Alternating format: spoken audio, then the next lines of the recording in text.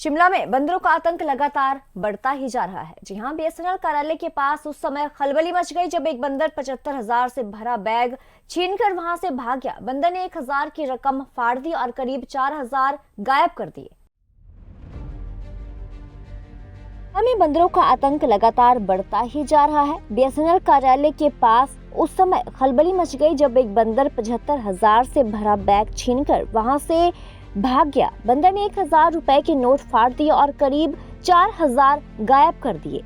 तो वहीं लोगों के बीच बचाव के बाद 70,000 रुपए बरामद कर लिए गए हैं। बंदर पैसे से भरे बैग को लेकर छत पर चढ़ गया था। दुकानदारों और नगर निगम के कर्मचारियों ने भी बैग वापस लेने के लिए काफी प्रयास किए। आपको बता दें कि शिमला में स्थानीय लोग और पर्यटक बंदरों से काफी परेशान रहते हैं। आए दिन बंदर कभी लोगों का सामान छीनने का प्रयास करते हैं तो कभी उन पर झपट जाते हैं। मेरा नाम Mujeeb Rahman, telecom technician. Counter पे मैं यहाँ कैश लेता हूँ। आज हमारे पास एक सब्सक्राइबर आया जो हमारे पास टेलीफोन का बिल जमा करने आया था और वो साथ में उसके कैश भी था, कोई और जगह जमा कहीं बैंक में करना होगा उसने।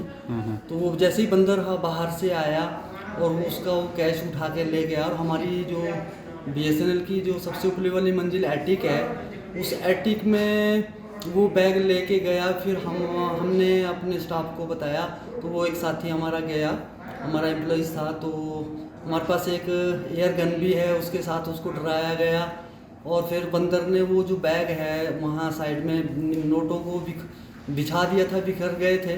तो कुछ पैसे बेचारे के वो बंदरों की वजह से नुकसान हो गया। पता अभी हमें मालूम नहीं भी कितने पैसे जो है वो उसको नहीं प्राप्त हुए।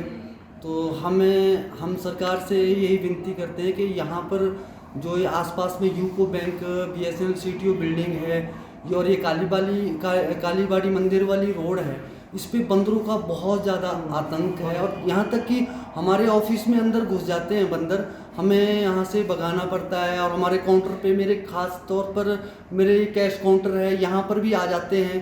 तो मैं सरकार से निवेदन करता हूँ कि बंदरों का कुछ उपाय किया जाए ताकि लोगों को, चलने फिरने वालों को, टूरिस्टों को, हमारे एम्प्लॉय जो हैं या हमें कोई किसी भी तरह से बच्चों को ज़्यादातर पढ़ते हैं तो कि कोई प्रॉब्लम ना आए। हम सरकार से यही निवेदन करते हैं कि भी इसका कोई समाधान उचित किया जाए। ये हमें मालूम नहीं है अभी कितना कैश था, पर मेरे पास तो 1,200 रुपये जमा करके गए हैं वो। बाकी हमें मालूम नहीं कि उसके पास कितना कैश था, पर वो हमने सुना है कि भी 75,000 के करीब कैश था, जिसमें से कुछ कैश उसको प्राप्त नहीं हुआ।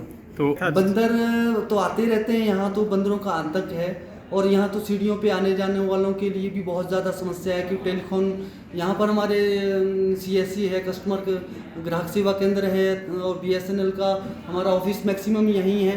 और सब हमारे सब्सक्राइबर जो भी है बीएसएनएल की सिम के लिए आते हैं या कोई और भी काम हो, तो बंदरों से बहुत ज़्यादा आतंक है यहाँ पे।